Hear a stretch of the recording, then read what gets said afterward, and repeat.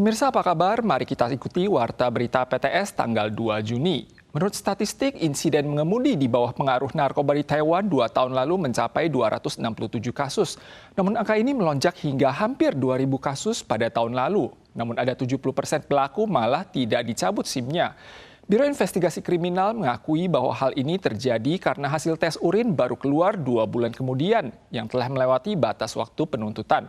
Oleh sebab itu, pihaknya menyarankan agar Kementerian Transportasi dan Komunikasi merevisi undang-undang yang berlaku.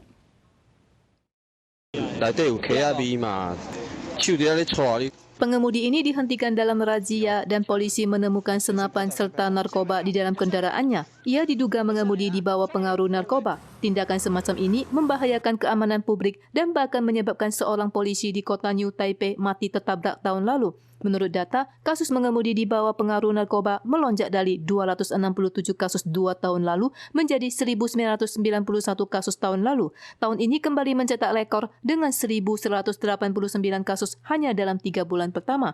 Meskipun menghadapi tuntutan pidana, lebih dari 70% pelaku tidak dikenakan sanksi administratif. 它行政法就有绑定说2个月的举发期间，所以针对这个部分，我们也是透过希望交通部来做修法。 Polisi mengaku bahwa keterbatasan kapasitas dan waktu tes urin membuat sebagian besar hasil tes urin keluar setelah 2 bulan melewati batas waktu penindakan sehingga pelanggar lolos dari pencabutan SIM. Oleh karena itu, Biro Investigasi Kriminal mengusulkan revisi undang-undang. Untuk narkoba jenis baru yang disembunyikan dalam rokok elektrik yang sulit dideteksi, para pakar menyarankan penggunaan tes cepat melalui air liur.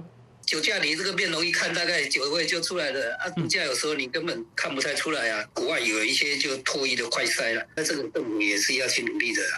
Tes cepat saat ini hanya bisa digunakan untuk memeriksa barang bawaan. Oleh karena itu, pakar menyarankan agar Taiwan meniru negara lain dengan menerapkan tes cepat melalui air liur. Mereka juga menekankan bahwa akar permasalahan narkoba tetap terletak pada pencegahan sejak dini dan rehabilitasi ketergantungan. Kecelakaan parah terjadi di distrik Sanxia beberapa waktu lalu. Lansia berusia 78 tahun yang menyebabkan kecelakaan tersebut meninggal pada hari Sabtu. Akibatnya investigasi terkait pertanggungjawaban kriminal tidak dapat diluncurkan.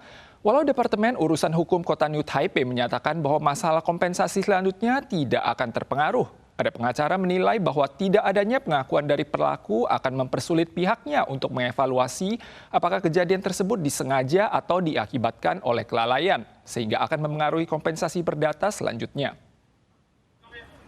Pengemudi yang menyebabkan kematian 3 orang di Sanxia dinyatakan meninggal tanggal 31 Mei. Walau pertanggungjawaban kriminal terpaksa dicabut, Departemen Urusan Hukum Kota New Taipei menyatakan masalah kompensasi selanjutnya tidak akan terpengaruh. Namun ada pengacara menganalisis tidak adanya kesaksian akan mempersulit evaluasi motif kasus yang akan memengaruhi tuntutan perdata selanjutnya. Asosiasi Perlindungan Korban juga membantu keempat keluarga korban tewas dan cedera parah dalam mengajukan penahanan sementara untuk menjamin tuntutan perdata mereka dalam lingkup harta warisan pelaku. Sejumlah kebijakan baru akan diberlakukan per bulan Juni. Tarif listrik musim panas yang berkaitan erat dengan pengeluaran masyarakat juga telah diaktifkan. Iuran listrik rumah tangga pada umumnya rata-rata diperkirakan akan bertambah hampir $500 Taiwan per bulan. Sementara harga tiket kereta yang telah dibekukan selama 30 tahun juga akan disesuaikan per 23 Juni dengan kenaikan rata-rata sebesar 26,8%.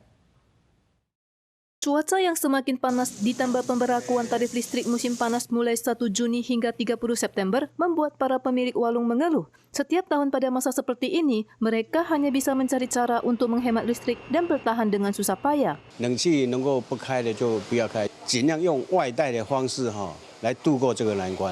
Tarif listrik musim panas tahun ini masih mengacu pada keputusan rapat peninjauan tarif listrik tahun 2024. Menurut perhitungan dari Taiwan Power, rata-rata tagihan listrik bulanan rumah tangga selama musim panas tahun lalu mencapai sekitar $1.079 Taiwan, meningkat $478 Taiwan dibandingkan bulan non-musim panas. Tak hanya tarif listrik, tarif kereta api yang dibekukan selama 30 tahun juga akan mengalami kenaikan mulai 23 Juni dengan rata-rata kenaikan sebesar 26,8%. Sebagai contoh, untuk kereta ekspres Zhejiang rute Taipei Xinzhuoying, harga tiket akan naik dari 824 dolar Taiwan menjadi 975 dolar Taiwan. Sementara itu, di wilayah Hualien dan Taitung yang sangat bergantung pada transportasi kereta api, tarif Zhejiang dari Taitung ke Taipei akan menjadi 936 dolar Taiwan. Akibat dampak lontaran substansi koronal kuat di zona aktif permukaan matahari, Badan Cuaca Pusat mengeluarkan laporan khusus cuaca antariksa, di mana indeks distorsi geomagnetik mencapai level kuat sejak kemarin malam hingga besok sore, yang akan memengaruhi sistem komunikasi, tenaga listrik, dan mesin navigasi antariksa. Partikel bermuatan dari semburan matahari dan lontaran massa koronal sedang menuju ke bumi. Badai magnetik kuat ini akan memengaruhi medan magnet bumi selama 51 jam dan diperkirakan berlangsung hingga 3 Juni larut malam. Selama periode ini, navigasi satelit mungkin mengalami kekeliruan, sistem tenaga listrik bahkan akan terimbas. Aurora bahkan berpeluang muncul di daerah lintang rendah. Selain dampak pada sistem komunikasi, tim peneliti asing juga telah mengonfirmasi bahwa distorsi geomagnetik yang kuat dapat mengganggu sistem saraf otonom, kardiovaskular, dan pola tidur manusia. Penderita kardiovaskular diingatkan segera berobat bila terjadi detakan jantung secara tidak teratur atau peningkatan tekanan darah dalam 2 hari ini. Dalam forum Dialog Shangri-La yang diselenggarakan di Singapura pada Sabtu lalu, Menteri Pertahanan Amerika Serikat Peter Brian Hegseth menegaskan bahwa ancaman Tiongkok sudah di depan mata. Dan jika Tiongkok menginvasi Taiwan, hal ini akan menimbulkan konsekuensi destruktif terhadap dunia. Menanggapi hal ini, Kementerian Luar Negeri Tiongkok menyatakan ketidakpuasannya secara tegas dan menilai bahwa Hegseth berupaya menyebarkan propaganda teori ancaman Tiongkok. Menteri Pertahanan Amerika Serikat Peter Brian Hegseth dalam Dialog Shangri-La di Singapura memperingatkan bahwa ancaman dari Tiongkok nyata dan bisa terjadi dalam waktu dekat. Jika Beijing mencoba merebut Taiwan dengan kekuatan militer, dampaknya akan menghancurkan kawasan Indo-Pasifik dan bahkan dunia. Any attempt by Communist China to conquer Taiwan by force would result in devastating consequences for the Indo-Pacific and the world. Hegseth menyampaikan bahwa Presiden AS Donald Trump menjamin Tiongkok tidak akan menyerang Taiwan selama masa jabatannya. Tujuan AS adalah menghindari perang karena perdamaian adalah satu-satunya pilihan. Ia juga menyerukan agar negara-negara sekutu di kawasan Indo-Pasifik untuk meningkatkan anggaran pertahanan. Presiden Prancis Emmanuel Macron menegaskan bahwa ketegangan Tiongkok AS yang memaksa negara-negara untuk berpihak merupakan risiko terbesar di dunia saat ini. Ia mendorong terbentuknya aliansi baru antara Eropa dan Asia serta mengajak Tiongkok untuk mencegah keterlibatan Korea Utara dalam perang Rusia-Ukraina. Macron memperingatkan bahwa jika membiarkan Rusia menguasai wilayah Ukraina sesuka hati, hal ini akan membawa risiko bagi Asia termasuk keamanan Taiwan.